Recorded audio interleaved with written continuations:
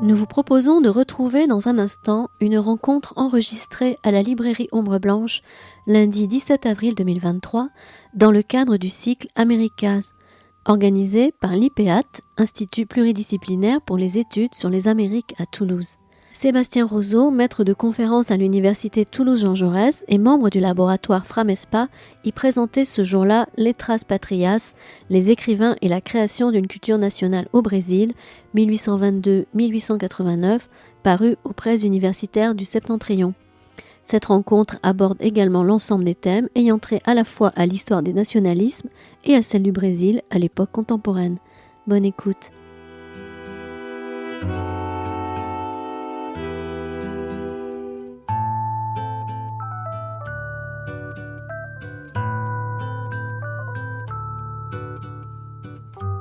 Bonsoir à toutes et à tous. On se retrouve ce soir. C'est un peu étrange de prendre un micro devant une assemblée si vaste, mais un petit peu réduite quand même. Et vous êtes certains loin. Si vous voulez vous rapprocher, comme on dit dans le jargon du spectacle, n'hésitez pas. On se retrouve pour une 5e et dernière séance d'un cycle de conférences qui s'intitule Americas, et qui est porté par l'IPEAT, un institut pluridisciplinaire pour les études sur les Amériques à Toulouse, un institut qui se situe à l'université Toulouse-Jean Jaurès. Et ce cycle, on le mène avec la librairie Ombre Blanche, qu'on remercie de nous accueillir. Donc les premières, je fais rapidement un petit retour sur les séances précédentes. On a parlé de l'Empire aztèque, de ses calendriers rituels. On a découpé des têtes, arraché des cœurs sur des pyramides. Puis après, il y a eu une séance sur la musique en décembre où on a un petit peu parlé du Brésil, mais beaucoup des États-Unis, du Mississippi, de musique et de danse actuelles. Et puis ensuite, on est descendu de l'autre côté de la frontière où on a parlé avec Adèle Blasquez de la ville qui s'appelle Badiguarato, qui est un haut lieu du narcotrafic au Mexique et dans le village dans lequel a fait cet anthropologue une enquête fort intéressante. La 4e séance nous a fait repartir de l'autre côté de la frontière, mais qui à l'époque était un petit peu changeante, et autour d'un anthropologue qui s'est converti en indien un petit peu. Voilà.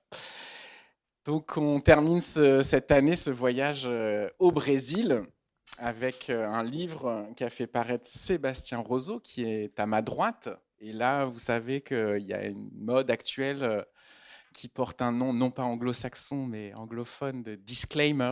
Et Sébastien est un ami. Donc, évidemment, je vais vous dire qu'il est formidable, que tout ce qu'il écrit est génial.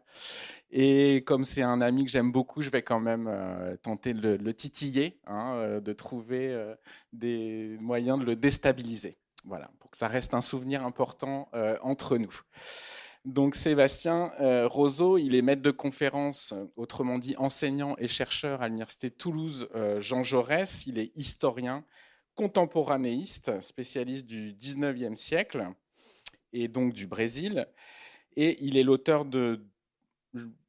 Je réfléchis à tous les livres que tu as publiés, mais sous ta casquette de chercheur, 2 au moins. Préhistoire de la lusophonie, qui est ici et que l'on peut acheter à la caisse à la fin.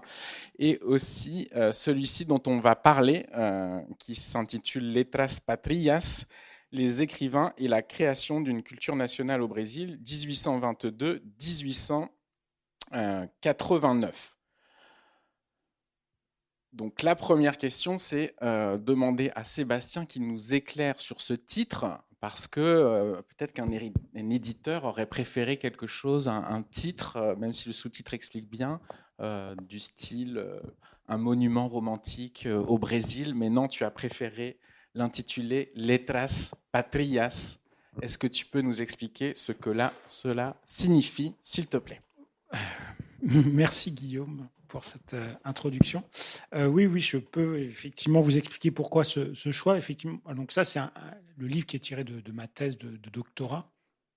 Et ma thèse de doctorat avait un autre titre que celui-ci, autour d'une métaphore qui était la construction du grand monument national, qui était une expression utilisée par un écrivain pour parler de ces premières générations d'écrivains qui ont construit en fait un patrimoine littéraire pour l'immense Brésil, avec l'idée de créer un patrimoine à la hauteur et à la mesure de cet immense pays qui aspire, lorsqu'il apparaît sur la scène internationale en 1822, à devenir l'équivalent des États-Unis d'Amérique pour l'Amérique du Sud, voire pouvoir dépasser le modèle, si j'ose dire, en devenant le maître, parce qu'on retrouve ça dans les textes de l'époque. Donc, grand monument national, effectivement, ça sonnait pas très particulièrement brésilien ou portugais. Et du coup, j'ai fait ce choix de Letras Patrias, mais qui est en fait un choix qui renvoie à l'objet et à un aspect de mon livre, c'est-à-dire la volonté de vraiment, c'est ce que j'ai fait pendant cette thèse et ce que vous retrouvez dans le livre, raconter de près la façon dont se construit une littérature brésilienne au XIXe siècle, sachant que le Brésil en tant qu'identité propre, singulière, n'existe pas jusqu'en 1822. Donc on va produire depuis une base qui est extrêmement maigre, en fait, une culture ad hoc qui correspondrait aux ambitions des élites qui vont construire ce nouvel État, ce nouveau pays à partir de 1822. Donc, letras patrias, ce que ça veut dire? Ça veut dire les lettres de la patrie, les lettres patriotiques, vous voyez. Le mot de lettre, il est assez évident, mais il a un sens qui est assez clair à cette époque-là. C'est-à-dire que les lettres, c'est bien sûr la littérature, ce à quoi on pense en premier, quand on pense écrivain, homme de lettres. Mais c'est aussi tout ce qui va au-delà ou à côté de la littérature. Donc c'est d'abord la littérature dans toute sa pluralité de genres, évidemment. Mais c'est aussi tout ce qui relève de la critique littéraire, de l'histoire littéraire, de la philosophie, de l'histoire, de la géographie.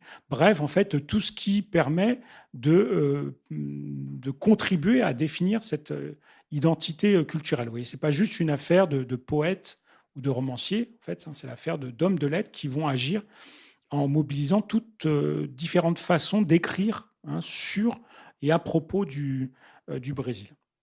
Et cette production littéraire, vous voyez, au sens très large, elle a une qualité première, donc qu'il a définie, qui est son caractère patriotique. Et ça, c'est un terme donc, qui est une expression en fait qui est utilisée par celles et ces écrivains que j'ai étudiés. C'est-à-dire que c'est une expression de l'époque et que j'ai préféré, vous voyez, à ce qui aurait pu être une alternative qu'on retrouve beaucoup dans d'autres ouvrages plutôt d'histoire littéraire, là, qui est celle de parler de romantisme brésilien. Parce qu'à l'époque, en fait, c'est ce qu'on va dire l'école romantique ou le courant littéraire romantique qui domine. Mais pourquoi j'ai fait le choix de cette expression brésilienne plutôt que du terme romantisme? C'est parce que je me suis rendu compte en lisant toutes ces sources et surtout tous ces essais en fait qui viennent et qui accompagnent la production littéraire que ces écrivains ne se reconnaissaient pas eux-mêmes comme romantiques.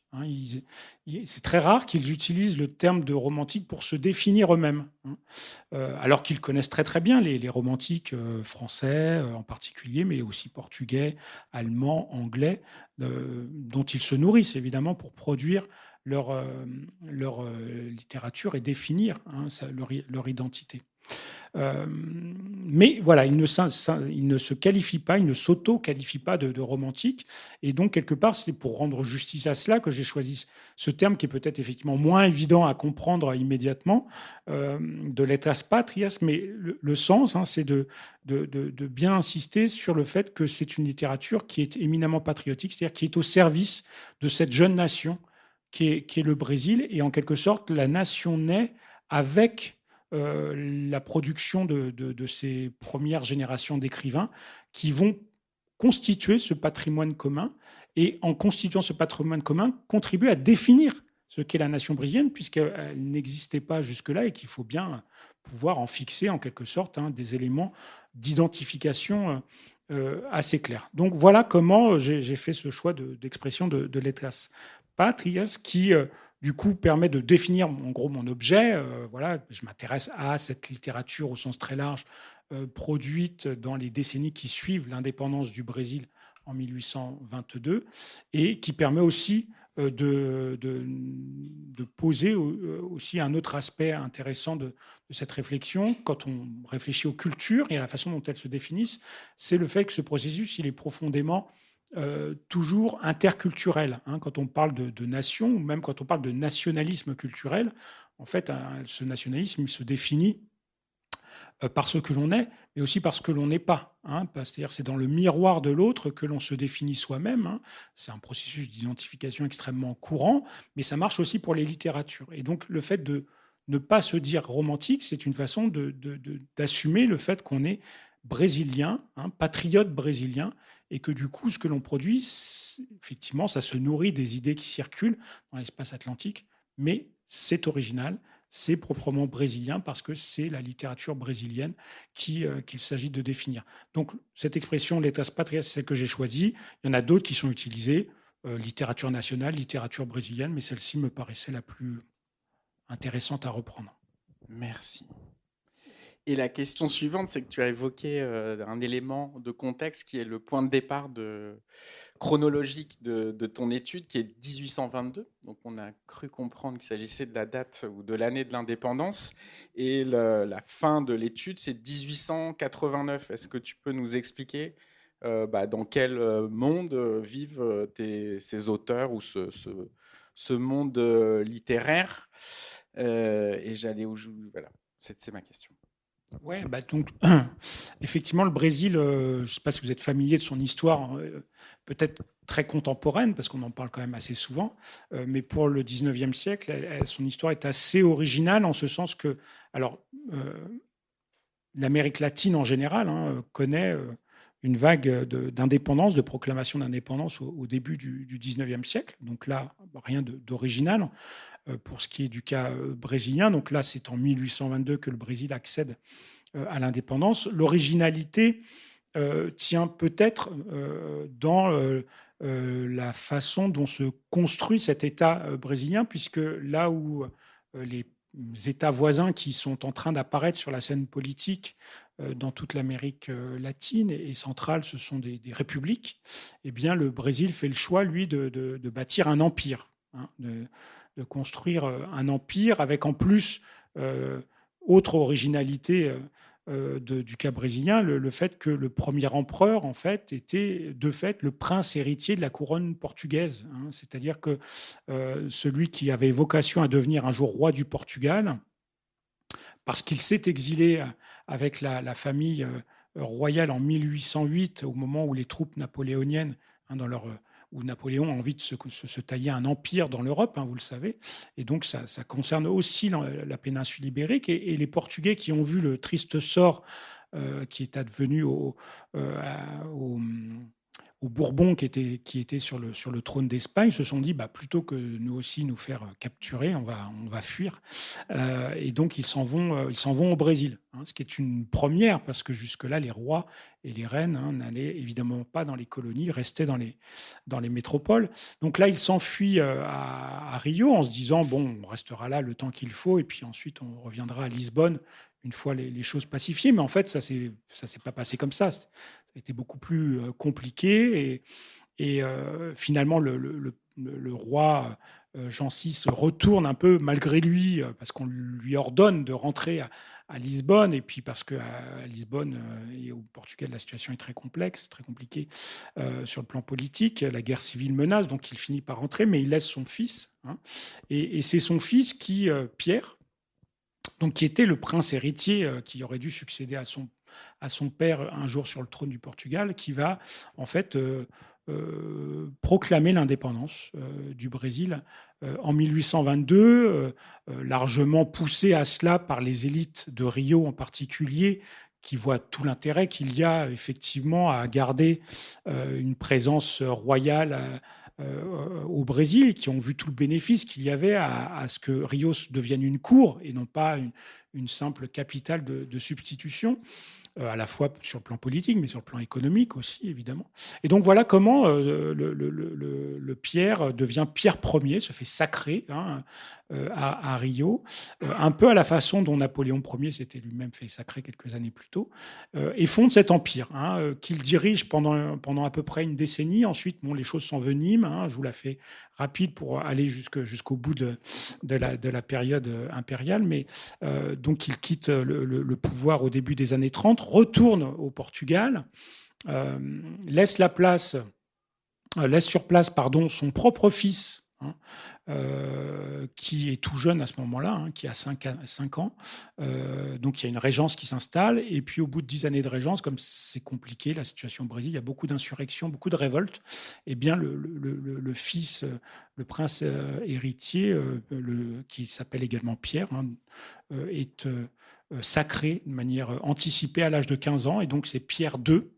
Et c'est Pierre II qui règne en fait pendant la plus longue période de cette période dite impériale, puisqu'il règne de 1840 jusqu'à la fin de la période impériale, c'est-à-dire 1889. Alors comment s'interrompt cette période impériale? Donc Pierre II règne longtemps, c'est un règne assez brillant à bien des égards, parce que c'est peut-être on en reparlera, un prince éclairé, un empereur éclairé, qui d'ailleurs a beaucoup de relations avec ces hommes de lettres auxquels je me suis intéressé, en qualité de mécène, si vous voulez.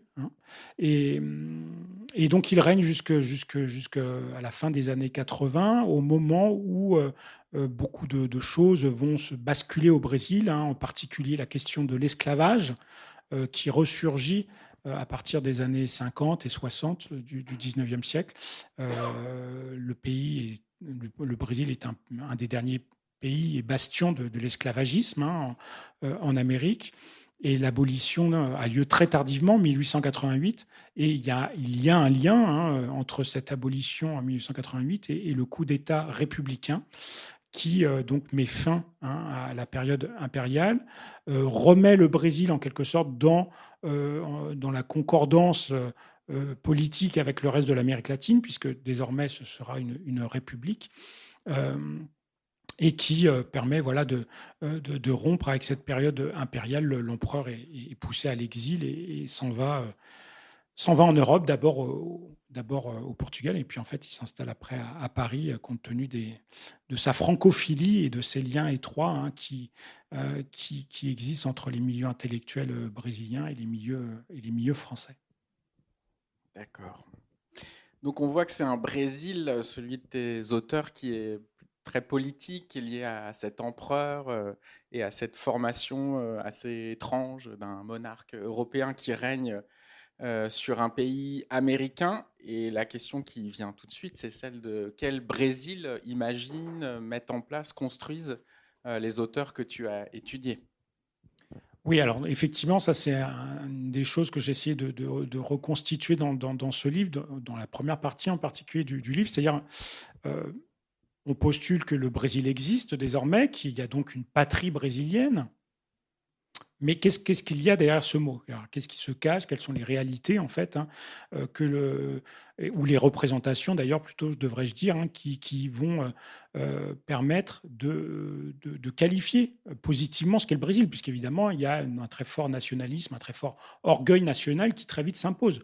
Ce qui est d'autant plus surprenant, encore, j'insiste là-dessus, que l'identité brésilienne n'était pas un sujet d'orgueil jusqu'en 1822, puisqu'on était portugais. Les élites se définissaient par leur qualité portugaise et non pas leur qualité brésilienne.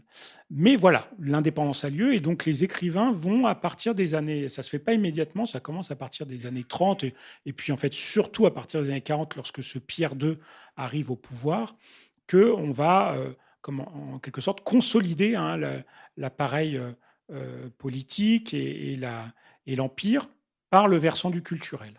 En disant, il revient en quelque sorte aux écrivains, et ces écrivains vont se sentir missionnés en quelque sorte par cette tâche qui consiste à définir le Brésil, cette patrie brésilienne, et à la défendre évidemment aux yeux des Brésiliens, mais aussi à l'international, parce qu'il y a l'idée de poser en quelque sorte les fondements d'une civilisation brésilienne.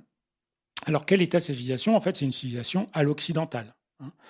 Évidemment, ce Brésil-là du 19e siècle qui se construit, c'est un Brésil très européen, hein, très europhile, très francophile d'ailleurs, on pourrait dire, hein, parce que, évidemment, dans cette Europe culturelle du 19e siècle où la France reste, hein, c'est un héritage du classicisme, hein, reste un modèle en quelque sorte, hein, pour bien des cultures, bien des nations, eh bien le Brésil n'échappe pas à cela. D'ailleurs, c'est le cas pour toute l'Amérique latine en fait au 19e siècle, hein. La France est une source d'inspiration, hein, pour ces écrivains, ces intellectuels, pour l'empereur, hein, qui a reçu une éducation de précepteurs français, hein, donc qui parlent parfaitement le français, etc. Donc c'est une civilisation à l'occidental, c'est une civilisation très, très francophile, avec l'idée que le Brésil s'incarne finalement dans ce qui, de fait, est une minorité de sa population, hein, c'est-à-dire cette élite d'ascendance portugaise, blanche, hein, qui constituaient les élites créoles, hein, les élites de l'époque coloniale, et qui restent en place évidemment au moment où le Brésil devient indépendant, que l'empereur Pierre II, qui est d'ascendance européenne, incarne de manière paradigmatique, hein, c'est-à-dire que l'empereur Pierre II, c'est le chef politique de l'Empire, mais c'est aussi l'incarnation la plus brillante de la nation brésilienne telle qu'elle est en train de se construire, parce que justement, il incarne toutes ces valeurs distinctives, hein, que sont une grande culture, un goût pour les savoirs divers et variés, cette maîtrise des langues, hein, qu'il a. Et puis ce soutien qu'il apporte, hein, parce qu'il se fait aussi une réputation, je le disais, de prince éclairé. Donc le soutien qu'il apporte aux écrivains est important. Et en retour, ces écrivains, ils défendent, hein, ce modèle civilisationnel impérial. Ils défendent la légitimité du régime politique, par exemple. Ça, c'est assez intéressant, la façon dont on valorise l'empire qui a su conserver l'unité, par exemple, du Brésil, qui est immense, hein, à l'heure où on moque, hein, dans le même temps, l'ambiance de guerre civile permanente qu'il régnerait, hein, dans les autres pays d'Amérique latine, dans ces républiques que l'on qualifie volontiers d'anarchiques, pardon, hein, où voilà, on va de guerre civile en coup d'État en permanence, alors que le Brésil a ce modèle impérial qui assure en fait une forme de continuité et de légitimité. Et du coup, dans la littérature, que ce soit dans la poésie, dans les premiers romans qui paraissent assez tôt, ou dans le théâtre, hein, eh bien, on met en scène cette bonne société brésilienne, hein, c'est-à-dire cette société blanche, formée, éduquée à ces valeurs occidentales, qui permettent d'assurer la comparaison avec ce qu'il se fait de mieux en Europe, hein, parce qu'il y a cette idée-là d'arrimer le Brésil à l'Europe, sans pour autant, hein, se considérer comme pas l'imitation. Vous voyez, hein, il y a cette ambiguïté-là qui consiste à dire nous sommes occidentaux, nous sommes proches des Européens, mais nous sommes brésiliens. Donc on a une part d'originalité qui explique, par exemple, le fait de ne pas vouloir se qualifier de romantique, mais plutôt, voilà, de patriote, hein, parce que ce qui importe, c'est cette patrie brésilienne. Donc, du coup, on a une littérature, hein, pour l'avoir lue pendant de longues années, on a une littérature très prolixe, hein, une production littéraire très importante, hein, de romans, de poésie, de théâtre, etc., mais qui met souvent en scène, hein, cette portion congrue finalement de la société, avec par exemple dans le roman, beaucoup de romans un peu à l'eau de rose, si j'ose dire, hein, qui comptent les amours contrariés de jeunes femmes de la bonne société de Rio, par exemple, hein, ou les amours naissantes, voilà, de jeunes étudiants. À Rio, parce que des écoles supérieures, des facultés sont créées avec l'indépendance, qui se côtoient dans des cercles fermés ou dans des lieux fermés. On est souvent assez loin, hein, de l'espace urbain populaire. On privilégie les espaces d'intérieur, les palais bourgeois, les îles isolées de la baie de Guanabara pour se retrouver. Et c'est ça que l'on voit dans cette littérature. C'est ce petit monde des élites européennes dans une ville, Rio, qui, au milieu du 19e siècle, comprend au moins une moitié de la population qui est esclave. Donc on est dans une ville qui est évidemment très populeuse, qui est une ville noire, parce qu'aux esclaves s'ajoutent tous les affranchis et tous les mulâtres, tous les métis. Mais ce n'est pas cela que l'on voit. Vous voyez, dans cette littérature, c'est cette bonne société qui construit sa légitimité par le versant culturel aussi. Et donc un aspect important de ta recherche, c'est de définir le champ, ou du moins l'espace plutôt. Tu pourrais expliquer la différence si tu veux. L'espace littéraire, parce que toi, tu dis, j'étudie pas vraiment les textes en eux-mêmes, je fais pas de l'histoire de la littérature, je juge pas de la qualité du texte, même si on sait que tu adores les romans à l'eau de rose. Mais plutôt, voilà, comment se construit cet espace, et notamment par tes moyens de communication, sachant que, si je ne me trompe pas, il n'existe pas d'imprimerie au Brésil avant justement ce 19e siècle, quoi. Donc où se concrétise en fait cet espace? Oui, l'idée c'est que dans ce travail, qui est un travail un peu d'histoire culturelle, j'ai essayé de reconstituer un peu le fonctionnement de ce monde littéraire, qui est un petit monde, évidemment, mais qui a ses règles de fonctionnement propres et qui, évidemment, évolue très vite parce qu'on part, comme tu l'as dit, on part de pratiquement rien, en fait. C'est ça qui est assez incroyable dans cette histoire, c'est que le Brésil, parce que la couronne portugaise l'interdisait, ne disposait pas d'imprimerie, comme il n'y avait pas d'école supérieure au Brésil ou d'université, alors que on en trouvait du côté de l'Amérique espagnole. Donc, une surveillance, vous voyez, très, très stricte, de façon à aussi mieux contrôler les idées qui pouvaient circuler dans cette Amérique portugaise et éviter les idées dangereuses, en fait, qui auraient pu circuler sinon. Mais du coup, c'est vrai qu'une fois que le Brésil accède à son indépendance, il faut vraiment tout construire.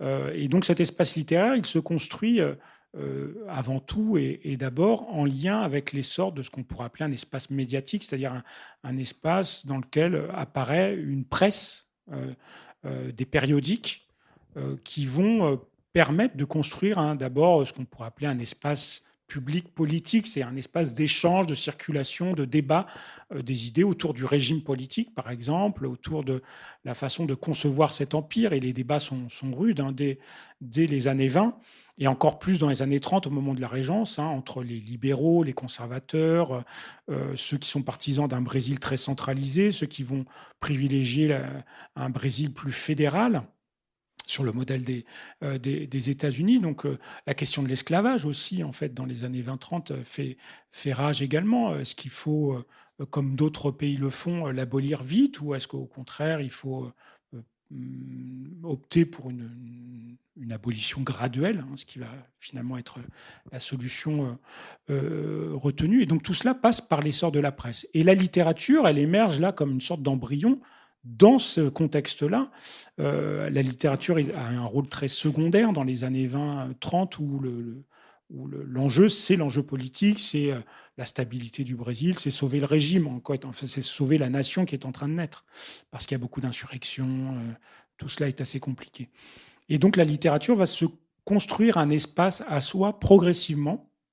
Et ce qui est intéressant lorsqu'on observe de près tout cela, c'est que finalement, c'est vrai que quand on pense littérature, histoire littéraire, on pense aux grandes œuvres, on pense à l'objet livre, parce que c'est cet objet livre aussi qui est valorisé dans les histoires littéraires. Mais en fait, la littérature va se répandre et acquérir une certaine réputation par la presse. C'est-à-dire que la littérature circule beaucoup plus, en fait, par des formes de diffusion qui, aujourd'hui, nous paraissent assez secondaires, c'est-à-dire le quotidien, le journal quotidien ou la revue plus épisodique, avec des revues spécialisées, des revues littéraires, mais pas seulement, dans lesquelles, et dans les quotidiens, hein, à la différence de ce qu'il en est aujourd'hui, dans les quotidiens, il y avait déjà beaucoup de littérature, en fait. Hein. Dans chaque journal, on trouvait des poèmes, des œuvres littéraires, mais on trouvait aussi les fameux feuilletons, vous savez, les romans feuilletons, qui très vite vont devenir à la mode en France, mais en fait immédiatement après au Brésil, hein, la même année, ça commence. Donc on va trouver beaucoup de littérature, et c'est ça qui va permettre d'instituer, hein, la littérature, de faire connaître la littérature. Pourquoi ? Parce que le journal, ça va être une première forme de démocratisation, hein, de l'écrit, en fait. Beaucoup plus que le livre, qui va exister assez vite, effectivement. Mais le livre va rester, et est encore aujourd'hui au Brésil, un objet assez cher. Et donc, ce qui est cher est assez rare et inaccessible, en fait, pour la plupart des gens, encore plus dans un pays où 80% de la population est analphabète. Hein. Donc, de toute façon, le marché du livre est extrêmement restreint. Donc, du coup, c'est vraiment la presse qui va jouer ce rôle. Et puis aussi, et ça c'est intéressant, les formes d'oralité qui se maintiennent, bon, qui existaient déjà, mais qui existent toujours. C'est-à-dire qu'il y a vraiment la prestation publique, hein, que ce soit par exemple les oraisons religieuses, que ce soit la poésie de déclamation, les grands discours que l'on fait, ou les sociabilités, les formes de sociabilité. Vous voyez, on crée une association et du coup, il y a des moments rituels où le président, le secrétaire vont faire des discours, etc. Et ce qui est marrant, c'est que tous ces discours, ils sont imprimés, en fait, parce que c'est vraiment des moments importants pour énoncer, hein, ce commun qui est le fait qu'on est brésilien, on participe de ce mouvement de création de la culture brésilienne, et du coup, on garde les traces écrites de tout cela. Mais ça passe plutôt, voilà, par la forme revue, le journal quotidien, plus que par le livre qui, bien sûr, existe, hein, et publié, mais qui n'est pas la première forme de communication littéraire, en tout cas au XIXe siècle. Très bien. Est-ce que tu es prêt pour la question impromptue ? Tout à fait. Bon. Alors, dans le l'incipit, là, ou comme on dit l'adresse, la dédicace, il y a du portugais, je peux le faire. Apesar de tudo, o Rio de Janeiro continua lindo. Et tu as beaucoup parlé de Rio, c'est la deuxième ville la plus importante, c'est la capitale. C'est là où se trouvent aussi tes archives, et c'est là où tu as dû aller pour travailler. Et l'autre jour, il y a une collègue à nous qui présentait son livre sur Venise au XVe, XVIe siècle, et elle disait à quel point c'était important pour elle de marcher dans Venise et de trouver des correspondances, etc. Donc, ma question, c'est est-ce que toi aussi, tu pourrais nous faire voyager un petit peu et nous dire si le Rio du 19e survit encore, et qu'est-ce que ça fait pour toi ? Alors, je pense qu'il survit moins qu'à Venise, mais il survit. Le rapport au patrimoine des Brésiliens n'est pas celui, je pense, des Vénitiens. Ce qui fait que beaucoup de quartiers sur lesquels j'ai lu et dont je parle un peu dans le livre sont des quartiers qui, tels qu'ils sont aujourd'hui, ne ressemblent pas du tout à ce qu'ils étaient au XIXe siècle. Bon, d'abord parce que la ville a grandi extrêmement rapidement au XXe siècle, c'est devenu une immense métropole, ce qui n'était pas du tout le cas encore au XIXe siècle, où voilà, Rio, au début, c'est une petite ville. Bon, elle avait déjà rang capitale, mais ça voulait pas dire grand-chose, en fait. C'était une petite ville comme il y en avait d'autres, Salvador, Recife, etc., de la côte brésilienne. Et c'est vraiment l'arrivée de la cour en 1808, puis l'indépendance en 1822, qui fait que voilà, Rio va prendre de l'ampleur, devenir une capitale économique aussi, notamment la traite des esclaves, l'essor de l'économie du café. Donc la ville grandit. Et ça, je l'accompagne au XIXe siècle, effectivement, parce que la littérature en rend compte. On voit ces quartiers nouveaux qui émergent. On va se promener en calèche sur les plages de Copacabana, qui à l'époque est encore largement inoccupée, en fait. C'est des immenses plages avec des marécages sur les bords, mais ça ne ressemble en rien à ce qui est devenu aujourd'hui Copacabana, qui est hyper urbanisé, hein, sur tout le front littoral. Mais pour ce qui est du centre-ville, il reste effectivement le premier palais impérial, il est toujours là. quelques rues importantes, notamment la rue où il était bon de se rencontrer pour la bonne société brésilienne du 19e siècle, qui s'appelle la rue de l'Ouvidor. Cette rue existe toujours. Bon, elle est largement décatie parce que les centres-villes des vieilles villes brésiliennes ont connu un important abandon en fait au XXe siècle. C'est un peu comme les villes aux États-Unis, quoi. Les hypercentres sont un peu délaissés et se sont beaucoup paupérisés. C'est-à-dire que c'était les lieux fréquentés par les élites au XIXe siècle, et puis ces élites se sont progressivement éloignées en fait du centre-ville pour vivre dans un entre-soi, dans des quartiers plus cossus, et ça s'est fait un peu aux dépens de ces quartiers de centre-ville. Donc c'est pour ça que soit ça reste des rues comme ça, il en reste qui sont un peu décati, voilà, où il vaut mieux être un peu prudent le soir si on y traîne un peu tard. Soit, en fait, elles ont disparu parce que on a fait de la réforme urbaine et qu'on a fait de l'haussmanisation comme à Paris, et que donc on a détruit, par exemple, c'est au début du XXe siècle qu'on détruit les plus anciennes traces urbanistiques de Rio, pour créer une grande avenue centrale. Vous voyez, comme on crée les boulevards haussmanniens à Paris. Donc il y en a des traces un peu décadentes, mais il y a des choses qui restent, la Bibliothèque nationale, l'opéra qui est construit, on le retrouve, ouais. D'accord. C'est pas Venise quand même. On ne peut pas faire un saut dans le temps.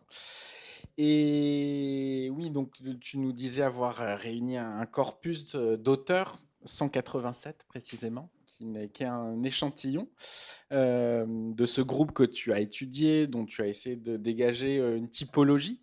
Donc ça, si tu veux, tu peux en parler, tu as le droit, mais tu peux aussi nous peut-être donner des exemples, quoi, des personnes, pour que tu nous dises qui sont ces auteurs à partir de cas réels.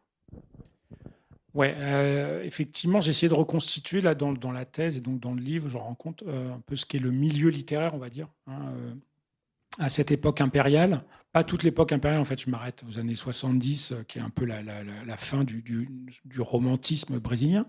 Et donc, j'ai essayé d'essayer de retrouver un peu les noms de tous ceux et de toutes celles, parce qu'il y a aussi quelques femmes de lettres qui ont participé à construire cette identité culturelle brésilienne par la littérature, sachant que c'est peut-être aussi un sous-entendu qu'il faut expliciter. Évidemment, il n'y a pas que par la littérature qu'on peut construire une identité nationale. Ça peut passer par d'autres arts, les arts plastiques, la musique, etc. Mais force est de constater que ce sont les lettres qui ont joué le rôle majeur dans cette histoire-là, en tout cas au XIXe siècle. Après, c'est vrai qu'aujourd'hui, quand on pense culture brésilienne, on va peut-être plutôt penser à la musique, par exemple, que à la littérature. Mais au XIXe siècle, c'est véritablement la littérature qui a pour mission de construire cette identité culturelle, beaucoup plus que toute autre production artistique ou culturelle. Donc j'ai essayé de reconstituer du coup un peu ce milieu littéraire qui est très petit. Tu l'as dit, j'ai en gros 200 noms d'hommes et de femmes de lettres qui ont agi un peu sur le long terme, qu'on fait une sorte de carrière littéraire, compte tenu du fait qu'évidemment, on ne parle pas d'écrivains professionnels, parce que, vous voyez, c'est le début de cette construction de l'espace littéraire, et donc, évidemment, c'est extrêmement difficile de vivre de sa plume à ce moment-là. Mais donc, ce sont des gens qui sont polyactifs, qui ont plusieurs métiers. Beaucoup sont dans l'enseignement, dans la fonction publique. La plupart sont dans la fonction publique, dans la magistrature, dans le commerce, etc. Et sont par ailleurs, à leurs heures perdues, hommes de lettres, participent à des cercles de sociabilité. Et donc, en reconstituant ce petit milieu littéraire, j'ai essayé aussi, à partir des quelques infos que j'ai pu récupérer sur les uns et les autres, leurs origines, leur trajectoire, leur œuvre, leur relation avec le pouvoir, essayer de construire une sorte de typologie de ces écrivains, de façon à essayer de rendre compte à la fois de l'unité de ce milieu, parce que le patriotisme est le point commun de tous ces gens, évidemment. Ils sont patriotes.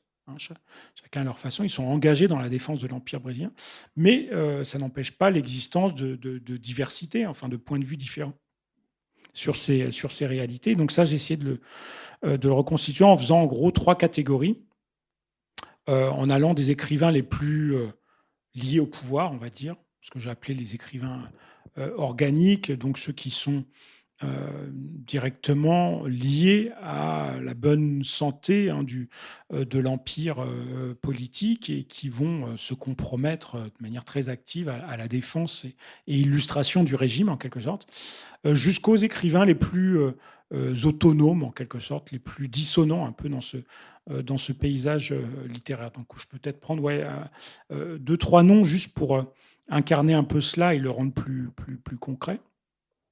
En évoquant un nom qui ne vous dira évidemment rien, mais de toute façon, tous les écrivains sur lesquels j'ai travaillé, a priori, ne doivent rien vous dire, ça serait assez logique. C'est celui qui est considéré comme le père de la littérature brésilienne. Souvent, on le mentionne comme étant le grand ordonnanceur, voilà, le grand théoricien et le premier grand poète, hein, de la littérature brésilienne. Donc, il s'appelle Gonçalves de Magalhães. Magalhães, c'est Magellan, en fait, hein, si on traduit en français.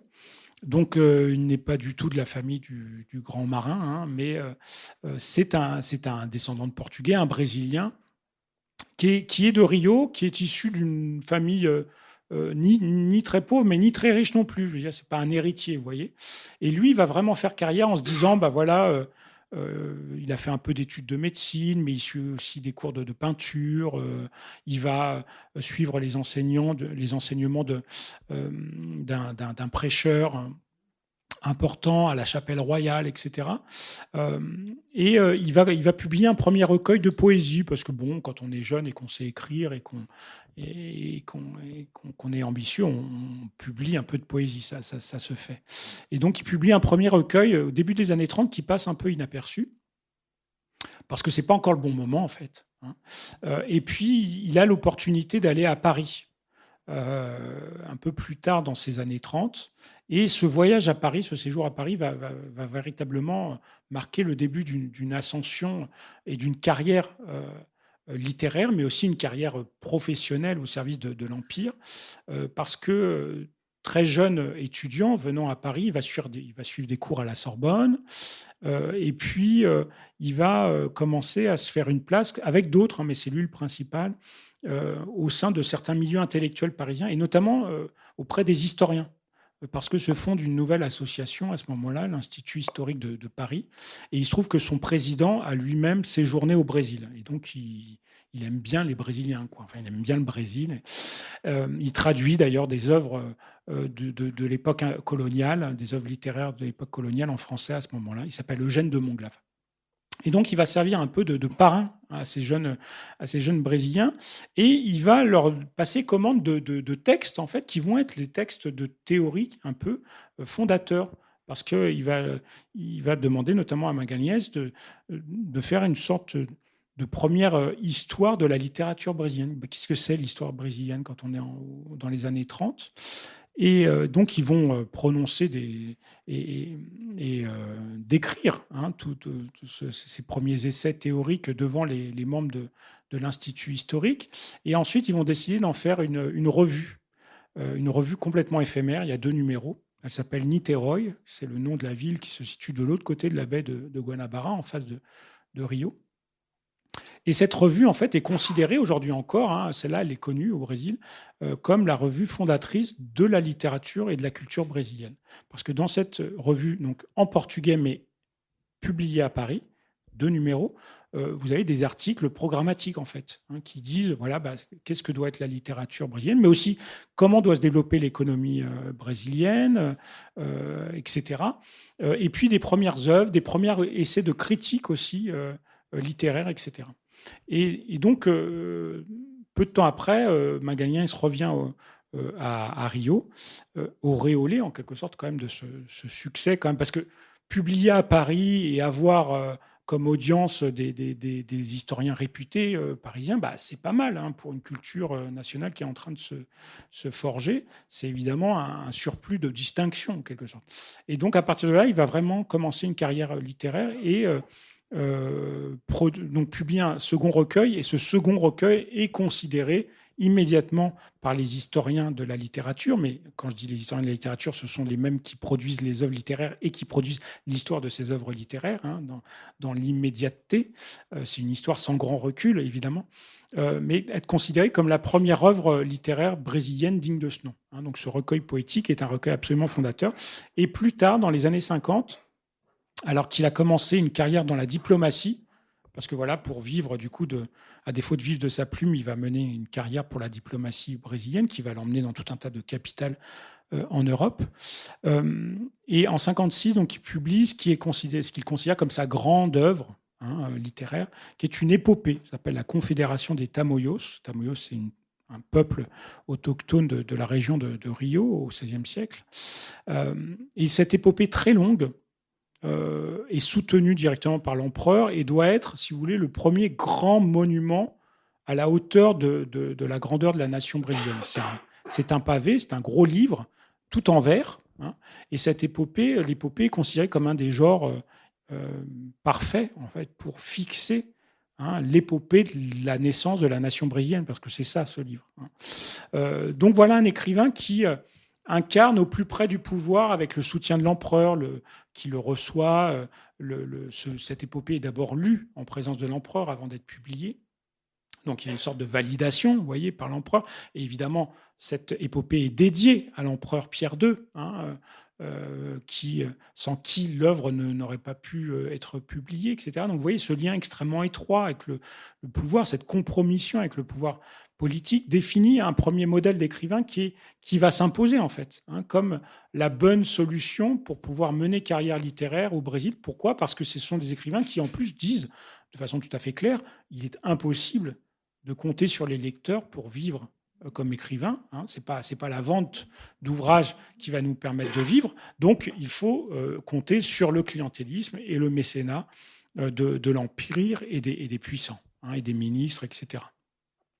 Donc ça, c'est un modèle d'écrivain qui va être dominant en fait pendant toute la période impériale, et dont ce Magalhães, c'est un peu l'incarnation première et assez paradigmatique. Mais il y a des écrivains qui vont s'éloigner de cela. Alors certains de façon assez subtile. Alors c'est intéressant de voir la façon dont on s'écarte du canon littéraire, mais de manière délicate, vous voyez, implicite, pour éviter d'être, non pas la censure à proprement parler, parce qu'il y a un régime de liberté de la presse qui est assez fort, mais pour être bien reçu, en fait, pour être accepté et mener carrière, etc. Il ne faut quand même pas trop critiquer ce qu'il se fait. Mais certains écrivains l'ont fait de manière plus radicale. Donc peut-être je peux dire deux mots, vous voyez, de deux modèles assez opposés de ce milieu littéraire. Donc un dominant et l'autre marginal et marginalisé, parce que si on est dans les marges, en plus on y reste d'autant plus que la censure là va opérer. Donc deux cas intéressants, un homme et un homme de lettres et une femme de lettres. La première, elle s'appelle Maria Firmina.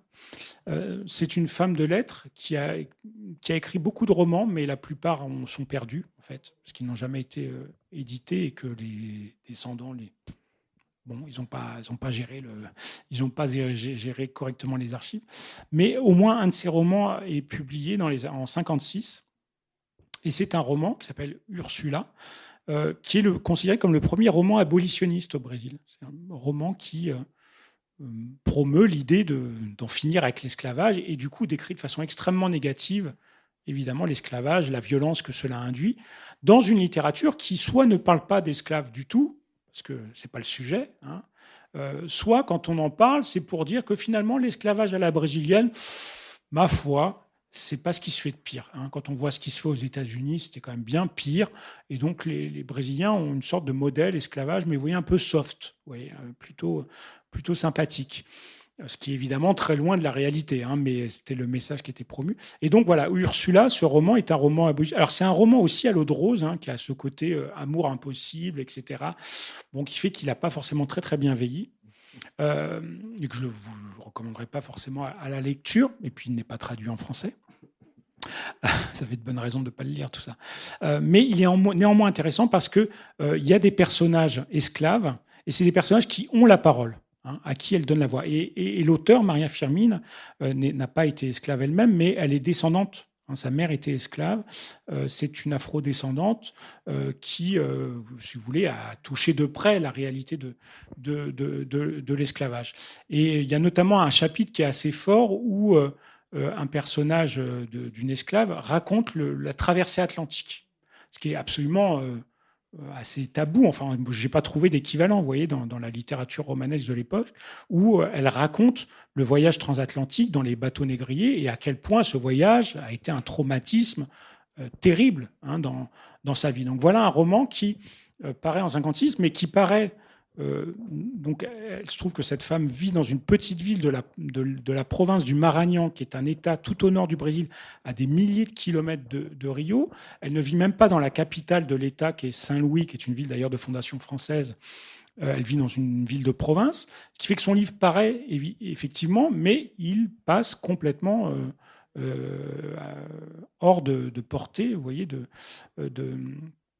la culture officielle. C'est un livre qui n'a aucune recension critique, évidemment n'apparaît pas dans les histoires littéraires qui sont immédiatement postérieures. Donc il y a une invisibilisation complète de cette œuvre qui n'est redécouverte qu'au XXe siècle et rééditée, hein, je crois dans les années 70 ou 80, comme ce premier roman abolitionniste d'une femme, qui plus est, d'une femme de lettres brésilienne. Et alors, ce qui est étonnant, et c'est l'autre personnage que je voulais évoquer, c'est que ce roman paraît la même année où paraît un recueil de poésie burlesque d'un auteur qui s'appelle Luis Gama, qui lui est beaucoup plus connu au XIXe siècle. Luis Gama, c'est un afro-descendant, c'est un ancien esclave qui a fui et a réussi à être affranchi, et qui même a réussi à avoir une éducation parce qu'il a obtenu une protection d'une personne importante. Donc, ancien esclave qui devient un homme accompli, en quelque sorte, va devenir un avocat très célèbre de la cause abolitionniste. Donc, il va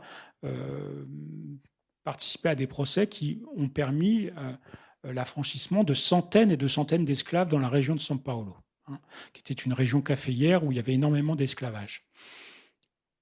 Mais en 1956, donc, au début de sa carrière, il produit ce recueil qui, là aussi, est une œuvre très atypique, quoi. C'est un recueil de poésie. Alors la poésie, les recueils de poésie, il y en a par centaines au Brésil au XIXe siècle, mais celui-là est très original parce qu'il met en valeur la part africaine du Brésil, ce qui ne se fait absolument pas. Et il y a par exemple un poème dédié à sa mère où il décrit une sorte d'idéal alternatif de la beauté de la femme brésilienne, qui est une femme noire, alors que évidemment l'idéal de beauté à cette époque-là, c'est la femme blanche, hein, évidemment. Plus elle est blanche, mieux c'est. Hein.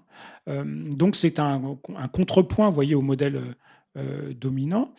Et puis il dit s'inspirer de la muse de Guinée, vous voyez. Hein, il revendique cet héritage africain, et puis il africanise la langue, ce qui là aussi ne se fait absolument pas. Hein. Autant on peut introduire pour le folklore quelques mots d'origine autochtone, tupi-guarani, parce que ça donne un petit cachet, vous voyez, indigène à l'œuvre littéraire. Autant les mots africains, comme la culture africaine, sont tout à fait illégitimes. Donc voilà une œuvre qui, elle aussi, vous voyez, fait un peu dissonne, hein, dans le paysage littéraire, et à nouveau est passée complètement sous silence. Pareil, cette œuvre a très peu d'écho critique, n'est pas dans les histoires littéraires officielles au 19e ou au début du 20e siècle. Et pourtant, hein, c'est une œuvre là aussi qui est redécouverte au 20e siècle et qui est considérée aujourd'hui comme une des grandes œuvres précurseurs de ce qu'on appelle au Brésil, hein, la littérature afro-brésilienne, qui est aujourd'hui un courant très très fort, hein, qui revendique l'identité et l'ancrage africain du Brésil. Et Luis Gama, à travers ce seul recueil de poésie, est considéré comme l'un des fondateurs. Et ce qui est intéressant pour terminer, c'est que cette censure dont ils ont été tous les deux la victime a été efficace. Hein, c'est-à-dire que, je vous ai dit, Maria Firmin a écrit d'autres romans, mais qui ne sont jamais édités. Et Luis Gama, lui, en fait, renonce à la littérature, parce qu'il voit bien qu'en fait, cette littérature-là, elle ne peut pas peser dans le débat public, et en fait, il va agir comme avocat beaucoup plus efficacement pour la cause abolitionniste que par la littérature qui, au moment, en 1956, où l'œuvre paraît est tout à fait tabou. On ne doit pas en parler. Très bien. Il est 7 heures, Sébastien. Il va falloir arriver à une conclusion. Et aussi, on va donner la parole, mais quand même, la dernière partie de ton livre, et finalement, ton livre, c'est l'histoire d'un échec de ces Letras Patrias à former une identité commune brésilienne, puisque tu expliques qu'il y a un décalage entre ces hommes, et on l'a compris, plutôt des hommes quand même, blancs de Rio, et la population qui est bien, bien différente. Et la dernière partie de ton livre s'appelle Mission impossible. Est-ce que tu peux, avant de laisser la parole au public pour les questions, nous expliquer en quoi il s'agit d'un échec? Oui, en fait, bon, du coup, je vais aller vite. Très rapidement, ces écrivains, les premières générations, ce Magalhães dont je vous parlais, là, ce Magellan, ils étaient très ambitieux. Hein, ils avaient une très grande ambition, ils étaient très optimistes aussi. Ils pensaient pouvoir, en l'espace d'une ou deux générations, voilà, construire ce patrimoine culturel qui viendrait renforcer, consolider l'avènement du Brésil comme nation, civilisation nouvelle en Amérique du Sud. Donc l'ambition est immense et évidemment quand on fait le bilan, ce bilan il est nécessairement mitigé. Alors les générations littéraires qui vont venir après les romantiques vont eux largement dévaloriser cet héritage en disant non, ce que vous avez fait, en gros, c'est nul, c'est de la pâle imitation de ce que faisaient eux bien les Européens, notamment les Français, mais vous, vraiment, c'est pas terrible. Donc, en gros, on balaye et on recommence à zéro. Et donc viennent d'autres générations, les naturalistes, les réalistes, puis plus tard les modernistes dans les années 20, etc. Bon, c'est un peu toujours comme ça que se renouvelle aussi la culture en faisant un bilan assez sévère de ce qu'il se faisait avant. Évidemment, comme historien, moi, je ne vais pas faire le bilan, on va dire, esthétique de ces générations d'écrivains, mais ce qui m'intéressait là, c'est de voir à quel point ils avaient été à la hauteur de leurs ambitions, en quelque sorte. Et donc, je l'ai décliné sous deux angles en particulier. D'abord, une question plus propre à ce qui fait la particularité des écrivains, c'est-à-dire aussi la volonté d'une certaine autonomie, le fait de pouvoir pas nécessairement vivre sa plume, mais avoir une reconnaissance du statut d'écrivain, ce qui était déjà une ambition importante, c'est-à-dire être reconnu et respecté comme homme de lettres. Et ça, ils y sont arrivés en partie, mais là aussi, les ambitions étaient trop grandes. C'est-à-dire que certains, pas ceux qui étaient les plus proches de pouvoir, mais certains dès les années 50-60 aspirent à une forme de professionnalisation du métier d'écrivain. Parce qu'ils voient bien qu'en Europe, certains font des brillantes carrières, sont des célébrités de leur temps, que ce soit en France, je pense à Victor Hugo évidemment, ou des poètes comme Lamartine, ou des hommes ou des romanciers, etc. Et donc, ils se disent, si eux, pourquoi pas nous, quoi. Et là, évidemment, la professionnalisation au Brésil, elle est encore impossible à ce moment-là. Donc, j'explique un peu pourquoi ce n'est pas véritablement possible, à une ou deux exceptions près de cas, de vivre de sa plume à ce moment-là. Donc ça, c'est un aspect de la réflexion sur le côté un peu trop ambitieux du projet. Et l'autre versant, c'est finalement littérature patriotique ou littérature patrie, mais pour quelle patrie, quoi? Qu'est-ce que c'est que cette patrie? Et c'est là, à mon avis, encore plus intéressant de voir finalement une réflexion sur quelle est la nation brésilienne qui se dessine à travers cette littérature et pourquoi ça explique aussi beaucoup de désenchantement et de frustration de ces écrivains qui peinent à obtenir une reconnaissance à la hauteur de leur sacrifice. Parce qu'il y a tout un discours sacrificiel du voilà, on sacrifie nos vies et nos vies personnelles aussi, vous voyez, pour produire ces œuvres, parce qu'on a un travail et qu'en plus on travaille à produire des œuvres et que tout cela prend énormément de temps et donc impose, vous voyez, une sorte de logique sacrificielle. Pour quelle reconnaissance? Et souvent, là, il y a beaucoup de déception. Manque de reconnaissance du pouvoir, manque de reconnaissance des lecteurs, pas suffisamment nombreux, ingrats, etc., critiques, manque de reconnaissance vis-à-vis de ces gens qui vont préférer acheter des livres venus de France ou d'ailleurs, ou vont préférer aller voir des pièces de théâtre françaises plutôt que des pièces de théâtre brésiliennes. Donc tout ça, ça génère beaucoup de frustration, beaucoup de colère, beaucoup d'incompréhension chez ces écrivains, et c'est ça que j'ai voulu comprendre. Et évidemment, une des clés d'explication, c'est que il y a un décalage entre la patrie qu'ils veulent incarner et la patrie telle qu'elle existe, quoi. C'est-à-dire que nous, d'abord, ils ne parlent qu'à une toute petite partie de la population brésilienne, dans un pays largement analphabète, dans un pays encore esclavagiste, dans un pays profondément métis déjà sur le plan culturel, mais ça n'affleure que très peu à la marge, dans la littérature telle qu'elle est produite de manière hégémonique à cette époque-là. Donc il y a ce décalage qui fait que de toute façon, ça ne peut pas marcher. Mais il y a aussi énormément de frustration vis-à-vis des élites elles-mêmes. C'est-à-dire que c'est pas le problème, c'est pas juste qu'on s'adresse qu'à une petite partie de la société, c'est que même cette petite partie de la société, en quelque sorte, ne joue pas le jeu. Parce qu'on va accuser justement ces élites de préférer un auteur français, un auteur brésilien, de préférer aller voir une pièce de théâtre ou un opéra italien plutôt qu'un opéra brésilien, parce qu'il y en a déjà des opéras brésiliens à cette époque-là. Vous voyez, donc c'est un peu cette idée de on n'arrive pas à valoriser notre patrimoine littéraire. Et évidemment, plutôt que de se remettre en cause et de dire que ce qu'on fait, c'est peut-être pas excellent, on va pointer du doigt et l'indifférence ou l'inconséquence du public et l'irresponsabilité des politiques qui ne soutiennent pas suffisamment les écrivains, qui ne donnent pas des moyens suffisants pour qu'ils arrivent à leur fin.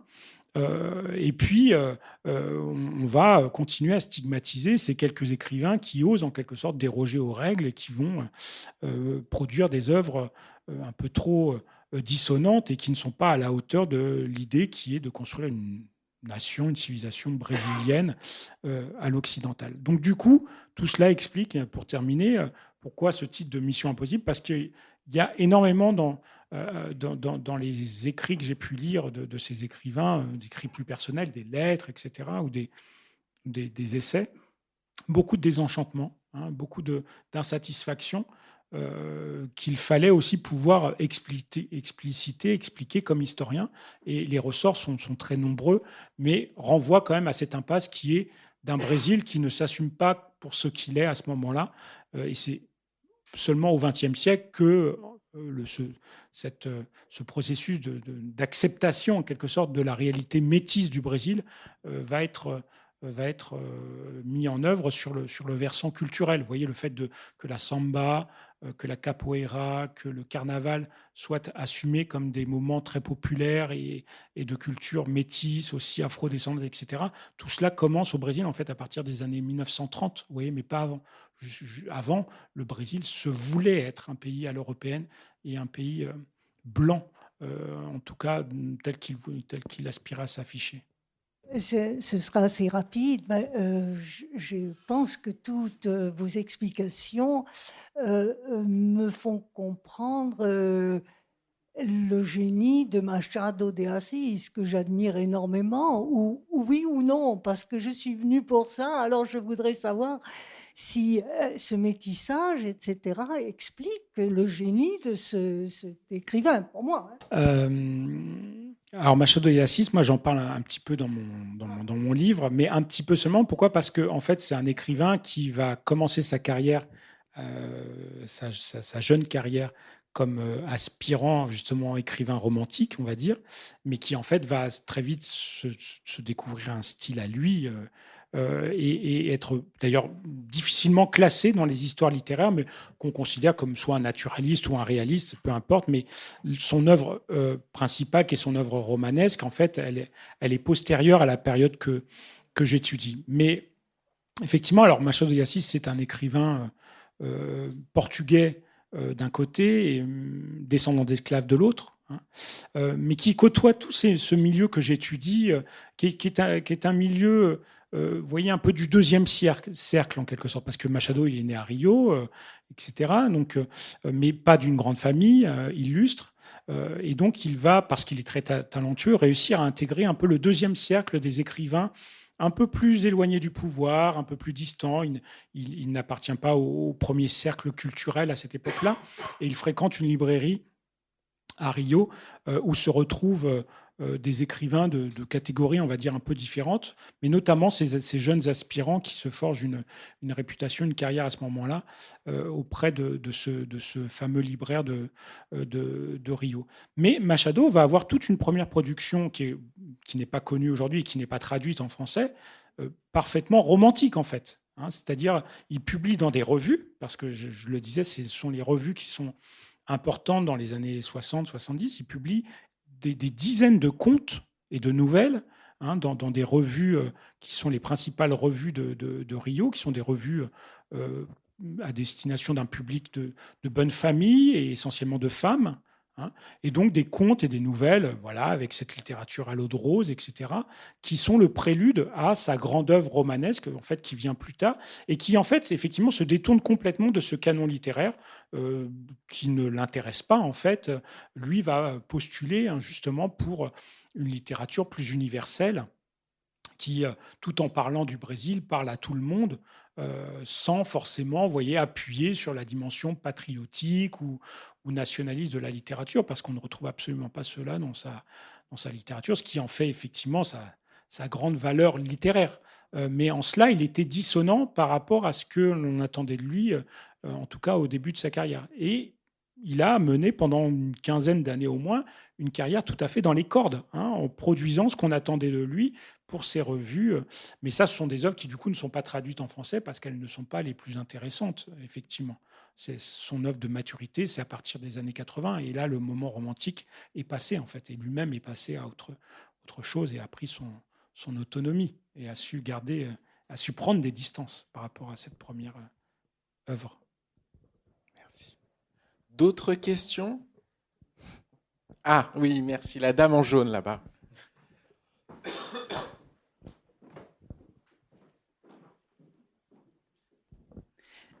Une question par rapport à ces thèmes qui peuvent être représentés et à ce qui ne peut pas être représenté ou ce qui ne peut pas être dit. Je trouvais très intéressant le contraste entre la figure de l'esclave qui apparaît gênante et celle de l'autochtone qui pourrait être apprivoisée, en tout cas qui peut même apparaître suffisamment inoffensive pour qu'on en fasse une épopée à la mémoire de l'empereur. Et je me demandais si c'était possible de comprendre qu'est-ce qui pouvait la rendre inoffensive. Est-ce que c'est parce que la violence est passée et achevée? Est-ce que c'est parce que les Indiens n'écrivent pas eux-mêmes? Voilà. L'Indien, ouais, c'est un élément, j'en ai pas parlé là, mais c'est un élément clé du romantisme brésilien, enfin de ces letras patrias. Souvent, on met des Indiens en scène, notamment dès qu'on fait de la littérature historique, donc des romans, des épopées, mais aussi de la poésie ou du théâtre. Il y a beaucoup d'œuvres historiques. Et l'Indien va jouer le rôle au Brésil de ce que sont les chevaliers du Moyen-Âge pour les romantiques allemands, français, etc. Comme il n'y avait pas d'équivalent au Brésil, ce sont ces Indiens qui vont jouer ce rôle. Mais pourquoi sont-ils inoffensifs? D'abord parce qu'on fait de l'histoire là du début de la colonisation. Donc ce n'est pas du tout l'Indien du temps présent. C'est l'Indien du XVIe siècle, dont finalement on peut raconter un petit peu ce que l'on veut, parce que c'est pas très grave. On va s'appuyer sur des sources, on va s'appuyer sur des événements qui ont eu lieu. C'est le cas de ce roman, cette épopée, La Confédération des Tamoyos, raconte des épisodes qui ont eu lieu, mais remis au goût du jour, etc., évidemment. Donc on s'inspire de ce passé, mais on le mythifie pour valoriser quoi? L'image un peu du bon sauvage, c'est-à-dire ce sauvage qui est à la fois très courageux, très brave, qui sait lutter contre le Portugais ou contre d'autres Indiens plus méchants, mais c'est quand même cet Indien qui va accepter l'autorité coloniale et va accepter l'évangélisation. Donc c'est un Indien qui, in fine, est bon parce qu'il se soumet aux colons. Et du coup, c'est intéressant. Pourquoi au 19e? Parce que c'est complètement déconnecté de la question indigène. Il y a par ailleurs une politique indigène au 19e siècle qui continue le processus de colonisation et de conquête du territoire, qui passe par une guerre de basse intensité, qui ne fait pas du tout la une des journaux, et qui va permettre d'accroître en quelque sorte la colonisation de l'immense Brésil, qui n'est pas du tout achevée au moment de l'indépendance, notamment en Amazonie. Mais c'est complètement déconnecté, c'est-à-dire qu'on peut tout à fait réprimer très violemment des Indiens tels qu'ils existent au Brésil au XIXe siècle et glorifier une certaine indianité du Brésil à Rio, où il n'y a plus d'Indiens depuis très longtemps, en fait. Donc, ce n'est pas du tout un problème. Par contre, il y a beaucoup d'esclaves à Rio. Et ces esclaves-là sont porteurs d'une culture qui est complètement stigmatisée à ce moment-là et qui est interdite. D'ailleurs, tout un tas de pratiques comme la capoeira sont interdites dans l'espace public, de même que tout un tas de danses qui donneront naissance à la samba sont interdites dans l'espace public, parce que là, ça renvoie de toute façon à l'esclavage, et donc l'esclavage est évidemment à l'opposé de ce que peut incarner une civilisation occidentale digne de ce nom. L'esclave ne peut pas être un modèle d'inspiration. Donc voilà comment on valorise l'Indien, mais qui est un Indien largement allégorique, et qu'on laisse complètement de côté la part africaine du Brésil dans le même temps. Donc, Indiens et esclaves sont victimes d'une politique extrêmement violente, soit de colonisation, soit d'esclavagisme. Et en littérature, n'en reste que cette version très épurée et du coup pas du tout dangereuse politiquement de l'Indien du XVIe siècle. Non. Pas que je sache. Oui, ma question, elle me permet de rebondir un peu là-dessus. Tu as beaucoup parlé de l'influence européenne et du modèle européen. Et je me posais la question, parce qu'il y a aussi des modèles de valorisation par contraste de ce qu'est l'Amérique. Alors certes, le Brésil ne devient pas une république tout de suite, mais ça peut participer quand même de ce mouvement de c'est le nouveau monde, il y a une abondance notamment de terres, d'opportunités. Enfin, il y a quand même un discours à l'échelle américaine, en tout cas de l'Amérique latine, mais aussi Amérique du Nord, notamment les États-Unis qui se développent. Et je me demandais à quel point c'était quelque chose qui pouvait être repris par certaines au Brésil, ou s'il y avait une sorte d'hermétisme et qu'il y avait vraiment ce lien avec l'Europe. J'avais une petite aussi question, c'est pourquoi est-ce que dans ces letras patrias, on estime que les romans à l'eau rose sont un bon vecteur de ça? C'est-à-dire, est-ce que c'est parce que le lectorat est très féminin et que c'est codé comme ça, ou pourquoi est-ce qu'on choisit cette forme-là? Parce que visiblement, ça revient pas mal. Voilà, c'était mes deux questions. Pour la première question, alors pour ce qui est de l'Amérique latine, c'est-à-dire de l'Amérique hispanophone, clairement, on est dans une posture très majoritaire de rejet. C'est-à-dire qu'en gros, ce qui se passe dans ces républiques livrées à l'anarchie, à la guerre civile, au pronunciamiento tous les 4 matins et les coups d'État, ça ne nous intéresse pas. C'est surtout ce qu'il ne faut pas faire. Ils en ont quand même, mais ils n'assument pas. On ne le dit pas trop fort. Pas le dire. C'est pour ça que je ne l'ai pas dit d'ailleurs. Donc nous, on est vraiment dans une sorte de vision très manichéenne en fait, des choses qui consiste à s'éloigner au plus possible du reste de l'Amérique latine. Ça évolue un peu avec la guerre du Paraguay qui oblige à une alliance avec l'Argentine. Et puis, en fait, ça évolue surtout après, une fois l'abolition et la République proclamée, parce que là, du coup, ça a plus de sens de se rapprocher vers les républiques voisines. Par contre, effectivement, les États-Unis sont un cas à part. L'empereur Pierre II voyage aux États-Unis, va à Philadelphie pour l'exposition universelle, qui est un grand moment aussi d'exposition du Brésil à l'extérieur de ses frontières. Il est très bien reçu, ça se passe très bien, on en fait des tonnes dans la presse brésilienne. Et puis, la littérature états-unienne est aussi reçue et est une source d'inspiration. Notamment, Fenimore Cooper, etc. Enfin, toute cette littérature qui met en valeur l'Indien est aussi mobilisée.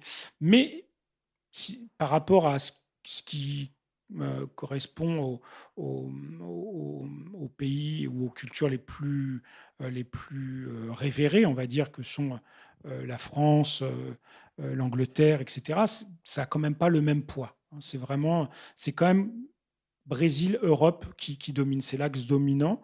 Les États-Unis sont là, et puis c'est aussi l'idée que le Brésil peut devenir, ce que je disais, les États-Unis du Sud et potentiellement dépasser les États-Unis. Donc, s'en inspirer, pourquoi pas, mais l'idée, c'est quand même d'aller au-delà de ce que font les États-Unis, donc de faire mieux. Et donc, plutôt d'aller voir vers ailleurs pour pouvoir mieux les dépasser, en quelque sorte. Il y a cette idée-là. Non, je voulais poser la question à l'historien.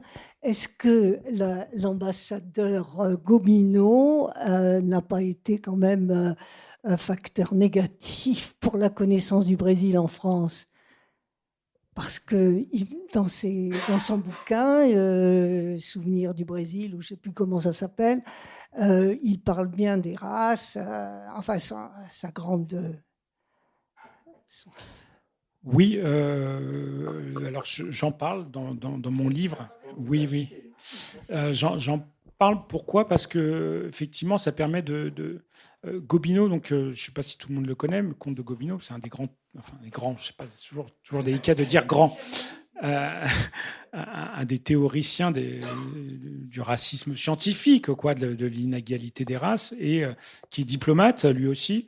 Et parce qu'il ne s'était pas bien comporté dans sa précédente mission, on l'envoie à Rio, en fait, ce qui était un peu dur pour lui. Hein.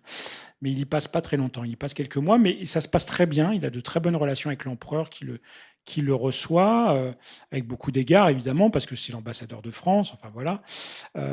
On connaît déjà ses écrits, mais en fait, on s'y intéresse assez peu à ce moment-là.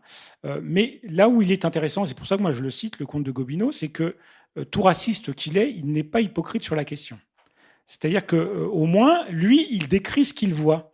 Alors, il le décrit avec plein de mots chargés de préjugés. Enfin, c'est horrible, hein, parce qu'il décrit, en fait, il décrit cette Rio métisse que moi, j'arrive pas à trouver dans les auteurs brésiliens. Donc, je vais citer Gobineau pour dire, mais regardez, en fait, le Brésil, c'est ça à ce moment-là. Sauf que lui, il le dit avec tout un tas de qualificatifs, évidemment, que je reprends pas à mon compte. Mais au moins, il dit les choses clairement. Oui, les Brésiliens sont, en grande majorité d'entre eux, ce sont des métis.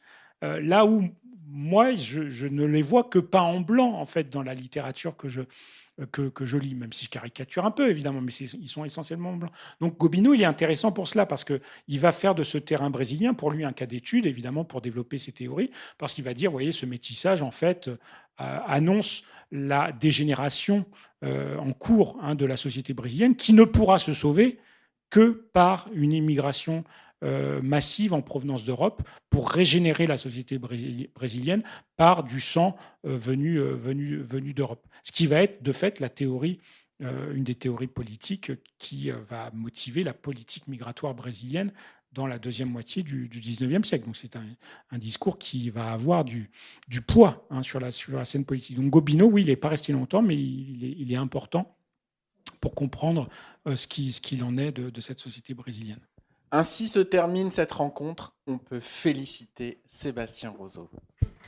Et Guillaume pour l'animation. Merci. On se retrouve l'année prochaine pour un nouveau cycle de conférences avec des stars venues des États-Unis, peut-être. Emmanuel Pérez-Tisserand, son livre apparaît bientôt.